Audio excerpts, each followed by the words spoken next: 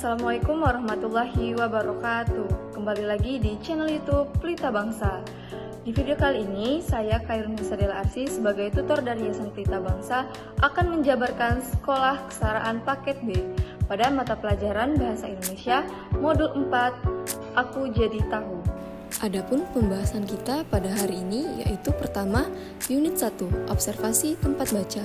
Unit 2, Kenali Wisata di Daerahmu. Pengantar modul, Indonesia sangat kaya akan tempat wisata atau lokasi menarik yang dapat dikunjungi, baik karena nilai sejarahnya, keindahannya, kesejukannya, dan lain sebagainya. Nah, saat ini kita mengamati suatu objek, kemudian menuliskan apa yang kita lihat secara rinci. Kita telah membuat laporan hasil observasi. Nah, teman-teman, pernahkah kalian mendengar atau membaca teks laporan hasil observasi? Nah, teks hasil laporan observasi ini dapat berbentuk buku referensi, film dokumenter, hasil penelitian, dan lain-lain. Tujuan dari teks laporan observasi adalah untuk merinci, mengklasifikasikan, dan memberikan informasi faktual tentang orang, hewan, objek, atau fenomena. Nah teman-teman, dari teks yang sudah dijabarkan barusan, teks laporan hasil observasi bersifat objektif, umum, faktual, dan sistematis. Nah, objektif di sini berarti teks laporan hasil observasi disajikan sesuai dengan keadaan objek yang sebenarnya di lapangan, tanpa dipengaruhi pandangan atau pendapat pribadi. Nah, umumnya berarti teks laporan observasi yang dibuat haruslah bersifat umum dan tidak merugikan pihak-pihak tertentu. Nah, faktual di sini berarti sebuah teks laporan hasil observasi haruslah bersifat faktual atau berdasarkan hasil kenyataan di lapangan, mengandung kebenaran tentang objek yang telah diteliti. Sedangkan sistematis berarti teks laporan hasil observasi yang dibuat harus teratur, beraturan, dan sesuai dengan standar yang berlaku dalam penulisan teks observasi. Kegiatan 2, menyimpulkan isi teks laporan hasil observasi. Nah teman-teman, bacalah teks laporan hasil observasi berikut ini.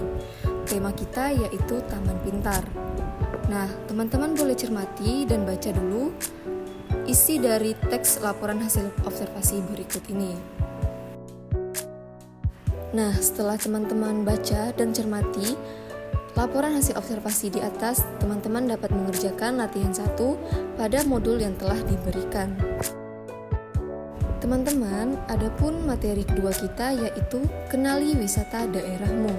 Struktur teks laporan hasil observasi terdiri dari atas pernyataan umum, klasifikasi dan definisi, deskripsi bagian, deskripsi manfaat, dan simpulan. Ini boleh ada atau boleh tidak ada. Nah teman-teman, yang pertama yaitu pernyataan umum atau klasifikasi umum atau definisi umum.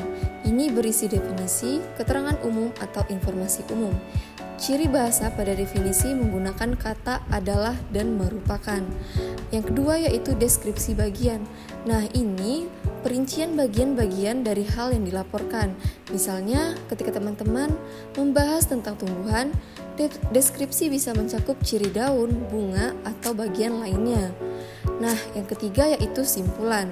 Kesimpulan di sini berarti berisi ringkasan umum dari hal yang dilaporkan. Nah, pada teks laporan hasil observasi, simpulan boleh ada dan boleh tidak ada. Teks 3. Bacalah teks observasi berikut. Teman-teman boleh membaca dan mengamati tentang hutan mangrove Wanatirta.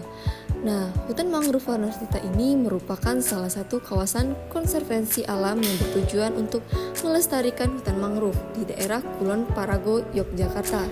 Nah, teman-teman, dari struktur teks hasil observasi ini bisa dimasukkan ke definisi umum atau gambaran umum. Pada teks yang berisi di kawasan hutan mangrove Wanatirta ini terdapat beberapa jenis tanaman mangrove yang ditanami sesuai dengan jenisnya. Ini bisa teman-teman masukkan pada deskripsi bagian. Jadi teman-teman, dari hasil yang sudah saya jelaskan tadi, itu mengenai struktur teks hasil observasi yang ada pada teks laporan observasi di atas. Teman-teman, adapun kegiatan 2, yaitu mencermati penggunaan bahasa dalam teks laporan hasil observasi. Nah teman-teman, untuk mengidentifikasi kebahasaan dalam teks laporan hasil observasi, kamu perlu mengetahui ciri-ciri bahasa yang terdapat dalam teks tersebut. Berikut adalah ciri-ciri bahasa yang pada umumnya digunakan dalam teks laporan hasil observasi. Nah, yang pertama yaitu frasa nomina, yang diikuti oleh penjenis dan pendeskripsian. Contohnya yaitu, pohon pinus adalah salah satu pohon yang dapat bertahan hidup di musim salju.